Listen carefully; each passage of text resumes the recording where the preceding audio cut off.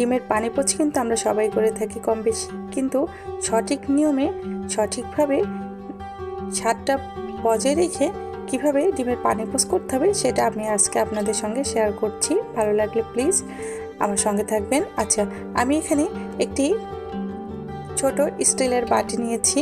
স্টিলের বাটিটা নিলে ডিমটা ভালো উঠবে। আর দিয়ে দিচ্ছি একটু পানি, পরিষ্কার পানি, খাবার পানি দিয়ে দিচ্ছি। আর এখানে আমি এখন পানির মধ্যে ডিমটাকে ভেঙে দিচ্ছি। অবশ্যই খুব সাবধানে ভাঙতে হবে যেন ডিমের কুসুমটা না ভেঙে যায়। তো আপনারা কিন্তু প্রসেসিংটা দেখতেই পাচ্ছেন কিভাবে আমি করতেছি। আর এর মধ্যে দিয়ে দিচ্ছি সামান্য একটু লবণ।